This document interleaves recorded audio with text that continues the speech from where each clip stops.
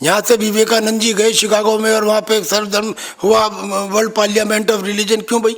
अगर आप देखें हैं अपने महाभारत के हिसाब से, अगर थोड़ी देर के लिए आप अमेरिका को अर्जुन मान लें, चीन को भीम मान लें, ऑस्ट्रेलिया और यूरोप को नकुल और सहदेव मान लें, तो भी धर्मराज युधिष्ठिर का, सच्चाई का, ईमानदारी का, इंटेग्रिटी का रोल तो केवल धर्मराज युधिष्ठिर यानी कि भारत ही कर सकता है।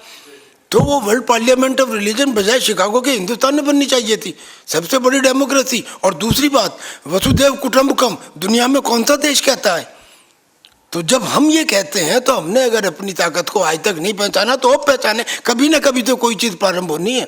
और ये भी कहा जाता है कि जब भी कभी कोई बदलाव आया है तो वो संतों और सैनिकों द्वारा आया है। अगर आप ध्यान करें तो 1857 में स्वामी ब्रजानंद, स्वामी श्रद्धानंद, स्वामी दयानंद, इन्होंने मिलके रानी लक्ष्मीबाई, तात्या टोपे, ज्वाला प्रसाद, नाना साहब, इन्हें बुलाया था और इन्हें 3100 रुपये दिए थे कि चलो आंदोलन करो और अंग्रेजों के खिलाफ लड़ाई लड़ो। यानी कि संत और सैनिक मिले थे।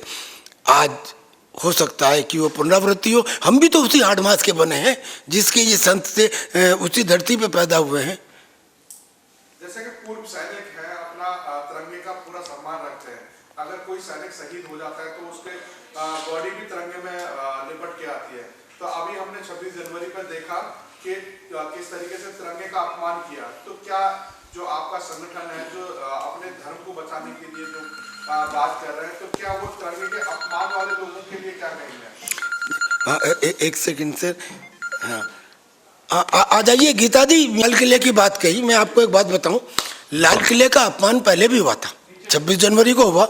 लाल किले का अपमान 1946 में तब हुआ था जब आज़ाद हिंद फौज के major general Shahnawaz, colonel Sehgal, colonel Dhillon के ऊपर मुकदमा चलाया गया था।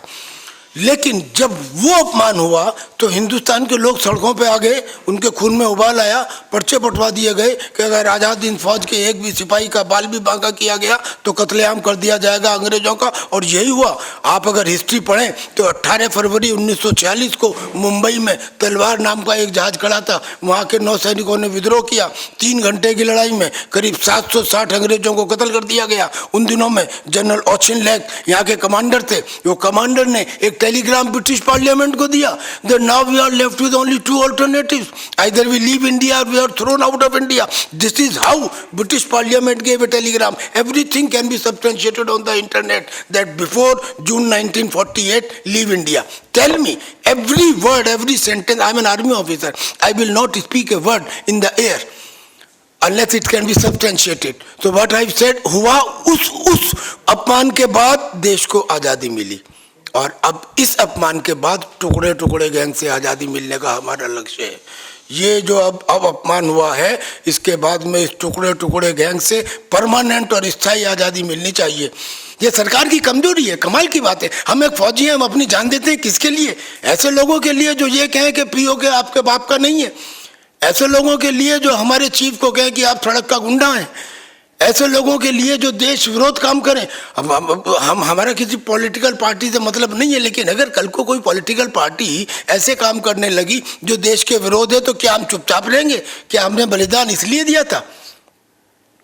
और जब भी कभी कोई आपदा आती है, आप गौर करिए, 135 करोड़ के हिंदुस्तान में केवल 13 लाख की फौज वो सरहद के ऊपर रक्षा भी करे और उसके बाद में कोई आपदा आए तो उसे भी संभाले। क्यों? उस 13 लाख की फौज में कुछ खासियत होगी, और वो जो खासियत है वही है कर्तव्य निष्ठा, ईमानदारी, अनुशासन, प्रशिक्षण। और आज ये टुकड़े टुकड़े गेम भी एक आपदा बन चुका है। और इसके लिए भी हो सकता है कि पूर्व सैनिकों को आगे आना पड़े, और पूर्व सैनिक बगैर संतों के आशीर्वाद के आगे बढ़ते नहीं है। इसलिए यति नरसिंहानंद जी हमारे साथ हैं। सर, जैसा कि आपने कहा कि सैनिक है जो गुरुओं के मार्गदर्शन में आगे बढ़ते हैं, कहीं ना कहीं जो अपमान हुआ है और जो सरदार है और उनकी पगड़ी का कहीं ना कहीं अब शक के घेरे में देखना शुरू कर दिया है लोगों ने। कह रहे हैं कि पंजाब से एक भीड़ आती है और तिरंगा फहरा देती है। खालिस्तान का जो एक संकल्प लिया था 2.5 लाख इतने पैसे देंगे, तो वही काम उन्होंने कर दिया। देश का गौरव जो स्वाभिमान से लहराता था उसको डाउन कर दिया। बिल्कुल सही कह रहे हैं आप, लेकिन इन चीज़ों की अभी I am not a competent person to say so, लेकिन मैं एक बात पूछता हूँ, हमारे यहाँ एक है रिसर्च एंड एनालिसिस विंग, जिसे रॉ कहते हैं। रॉ के लोग बोस्ट करते हैं कि हम दुश्मन की एक्टिविटी के साथ साथ हम में ये कैपेबिलिटी है कि हम दुश्मन के दिमाग में क्या चल रहा है वो भी जान लेते हैं। अब उस दुश्मन के दिमाग में क्या चल रहा है, क्या वो कारगिल में जान पाए, क्या वो गलवान में जान पाए, मैं आपके सामने कह रहा हूं, तो क्या वो यहाँ जान पाए लाल किला में? लिहाजा एक बात क्लियर होती है कि जब एक बात एक बार से ज़्यादा रिपीट हो, इट मीन्स कि जो कुछ उनकी बोस्टिंग है वो गलत है। इट मीन्स कि हमारी intelligence agencies they need to be pulled up, they need to be pulled up. They have not done their job. Otherwise how it is possible that on a Red Fort such a thing happens? अब इसमें क्या षड्यंत्र है ये हम नहीं जानते, पर उनकी जिम्मेदारी है वो बताएं, word by word, line by line, सबके सामने क्लियर होना चाहिए, लॉजिकल होना चाहिए, गले के नीचे उतरना चाहिए, तब मानेंगे। सर मेरा मैन मुद्दे पे एक सवाल होगा कि जैसे कि पूर्व सैनिक है, ट्रेनिंग भी दिलाएंगे, क्या जैसे आजाद भगत सिंह ने एक फौज बनाई थी, तो क्या लग रहा है कि जो आपका संगठन है उसी हिसाब से एक फौज बनाएगा अपने धर्म प्रचार के लिए और धर्म की रक्षा के लिए? यकीनन, यकीनन। गुड मॉर्निंग, नमस्ते, आदाब, सत श्री अकाल, अवकाश, बड़ी शिद्दत के साथ आपसी अभिवादन में जहां मिले जय हिंद बोलें और जय हिंद बुलवाएं। सार्वजनिक स्थान के ऊपर जय हिंद बोलना अनिवार्य किया जाए, होना चाहिए। सरकार सेना करे करे ना करे, हम करेंगे, आवाम करेगा, पूर्व सैनिक करेंगे। और उसी जो जय हिंद को एक नारा भी है, यानी कि किसी चीज पे अगर 10 आदमी मिलके एक काम करते हैं तो हार्मनी और कंसंट्रेशन उसे ही तो कहते हैं।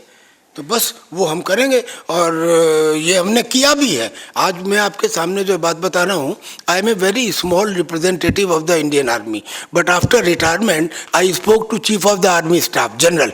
अभी हमारे यहाँ क्या था कि हम अंग्रेजों की विरासत हैं, तो हमारे यहाँ इंग्लिश में ही बोलते थे, हिंदी में तो बोलने का सवाल ही नहीं, ऑफिसर्स आपस में, और दूसरे जो जवानों के साथ हैं वहाँ अलबत्ता हिंदी में बोल लें। तो वहाँ पे गुड मॉर्निंग या उनके अपने अपने जो रेजिमेंट के हैं, जय दुर्गे या जय भीम या जय हनुमान वगैरह वगैरह होता था। एक नहीं थी कोई बात। हमने ये लड़ाई लड़ी 6 साल तक। 2013 में chief of the army staff, उन दिनों में जनरल जे सिंह थे, उन्हें मजबूरन हमारी बात माननी पड़ी और उन्होंने लिखा that all ranks mean from सिपाही to general, all ranks in mutual felicitations will say Jai Hind. And when they said, then Navy also said, then Air Force also said. So now in entire military, Jai Hind has become a norm. If you do not say so, you can be, it is a cognizable offense. You can be charged under Army Act Section 63, Good Order and Military Discipline.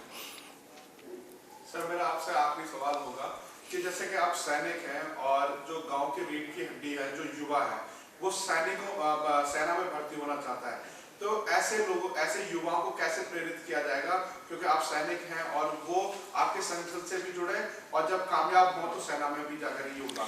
देखिए, आज जब आपके सामने आए हैं तो आज यति नरसिंहानंद जी ने एक बहुत अच्छा बड़ा होमवर्क करके रखा है, इन्होंने भी, और ये जो विनोद सर्वोदय जी बैठे हैं, there are few people who remain behind the scene.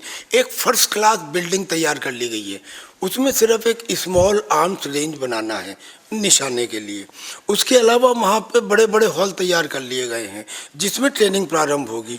आज ही ये तय हुआ है कि उसमें किन लोगों को रखा जाएगा जो एम्बुश पेट्रोलिंग वगैरह वगैरह की ट्रेनिंग देंगे लोगों को, और कौन कौन से प्रोफेसर आएंगे, क्योंकि ट्रेनिंग केवल फिजिकल नहीं है, मेंटल भी ट्रेनिंग है। उनको समझाना है कि भाई जो तुमको पढ़ाया गया स्वतंत्रता संग्राम सब गलत था, साला झूठ था। नेताजी सुभाष चंद्र बोस की वजह से आज़ादी मिली, जो कुछ था वो था, और ये गलत पढ़ाते गए आज तक। तो वो सब चीज़ों को भी बताएगा, सेक्शन 51A भी बताएगा, पर्सनैलिटी डेवलपमेंट भी बताएगा, डिजास्टर मैनेजमेंट भी बताएगा, प्रदूषण को रोकना भी बताएगा। यानी कि हम एक रॉ यूथ को न केवल एक सैनिक बनने के लिए तैयार करेंगे बल्कि एक अच्छा नागरिक बनने के लिए भी तैयार करेंगे।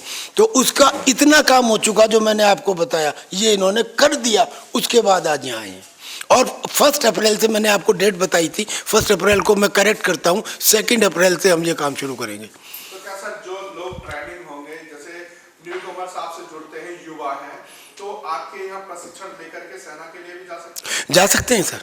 ये अभी तो नहीं है, लेकिन जब आदमी की ईमानदारी देखी जाती है तो फिर वो बात मान ली जाती है। अभी तो मैं ये नहीं कह सकता कि हमारे यहाँ से जो ट्रेन हुए उनको सेना में एक्सेप्ट कर लेंगे, क्योंकि वहाँ ऐसा कोई रूल नहीं है।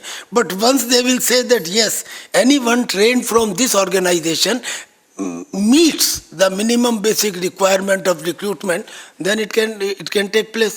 लेकिन सबसे बड़ी बात यह है कि हम 15 दिन, हमारा कोर्स 15 दिन का चलेगा सर, और 15 दिन में हम 5 मिनट के लिए उसे बाहर नहीं जाने देंगे। उसका अच्छा, उससे कुछ पैसा नहीं लेंगे, उससे कुछ, क्योंकि वो ये स्वामी जी ने पूरा इंतजाम इसका किया है। उसका खाना पीना रहना वहीं 5 बजे से लेकर रात के 10 बजे तक उस पर रगड़ा लगेगा, सुबह से लेकर शाम तक समझ में आ जाएगा उसे ज़िंदगी क्या होती है। और 15 दिन के बाद सूझ साथ के जब वो निकलेगा देन वो और 15 आदमियों को ट्रेन कर पाएगा। ऐसे सर हम ये नहीं कह रहे कि हवा में कह रहे हैं, हमने ऐसे 6 कोर्स ऑलरेडी चला लिए। हमने ऐसे 3 कोर्स चलाए कारगिल शहीद स्मारक शुक्रताल मुजफ्फरनगर में, 1 कोर्स चलाया नेहरू स्टेडियम जबलपुर में, और 1 कोर्स चलाया भागीरथ पब्लिक स्कूल गाजियाबाद में। 6 कोर्सेज, उन 6 कोर्सेज का कन्वीनर मैं रहा हूँ स्वयं, और हमने ये कोर्स चलाए हैं। It means we have already made a start. Government did not give us support but we are not bothered now. Government के ऊपर सपोर्ट पे हमें यकीन नहीं, शिकायत करने में हम यकीन नहीं रखते, क्योंकि शिकायत तो कमज़ोर आदमी करता है। हम शिकायत नहीं करते, हम किसी की बुराई भी नहीं करते। अब हम मुसलमानों की बुराई छोड़ दी हमने। हम क्या कर रहे हैं, हमें क्या करना है, अब हम ये करेंगे, और वो करना क्यों जरूरी है आपको बताया था। सर एक समय होगा कि जैसे कि ये संगठन जब पूरे व्यापक रूप से पूरे इंडिया में जब जाना जाएगा तो वहाँ पर उस समय 4 से 6 लाख लोग आपसे जुड़ जाएंगे, तो उस समय कहीं ना कहीं फंड की भी जरूरत होगी। तो वो फंड का व्यवस्था क्या सरकार से donation? No sir, no nothing from सरकार सर। वॉलंटरीली एक यकीन होता है कि अगर आप अच्छा काम कर रहे हैं तो 2 दिन 4 दिन 10 दिन 2 महीने 1 साल, उसके बाद में लोग अपने आप आते हैं, मिलते हैं। इनको 20 साल काम करते हुए लोगों ने देखा है। Now today they are helping him. मुझे लोगों ने काम करते देखा है तो मुझे राष्ट्रीय सैनिक संस्था का राष्ट्रीय अध्यक्ष बनाया। अब मैं जो कहता हूँ, मैं आज आपके पास लाया नहीं हूँ, यहाँ कोई ऐसा जर्नलिस्ट है जिसको मैंने कल व्हाट्सएप में नेशनल वैनगार्ड भेजा हो, नेशनल वैनगार्ड का एक। मैं सर, आप अपने नंबर इस पे लिखिएगा, मैं आप सबको आज नेशनल वैनगार्ड दूंगा। नेशनल वैनगार्ड किसे कहते हैं? जब एक डिवीज़न लड़ाई में जाती है तो सबसे आगे वाली बटालियन को, जो ट्रूप सबसे सामने रहते हैं लड़ाई में, उसे वैनगार्ड कहते हैं हम। हाँ, यस सर।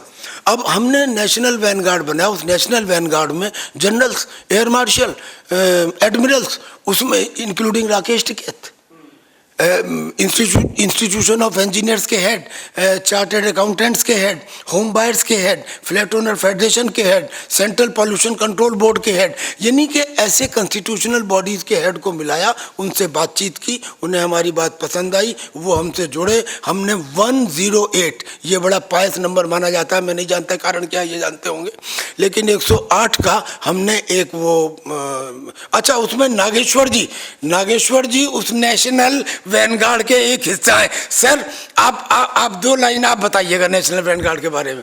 तो वो नेशनल वैनगार्ड सर बन गया। ये सब लोग तैयार हैं, काम कर रहे हैं, और इसको हम एक्सपेंड करेंगे तो सब मिल जाएगा। सर कोई पत्थर पहली चोट में नहीं टूटता, लेकिन इतिहास उसे याद रखता है जितने पहली चोट मारी थी। वो चोट आज मार रहे हैं सर। अगर आप ये वीडियो YouTube पर देख रहे हैं तो हमारे चैनल को सब्सक्राइब करें और बेल आइकन को दबाना ना भूलें। अगर आप Facebook पर ये वीडियो देख रहे हैं तो हमारे पेज को लाइक करें।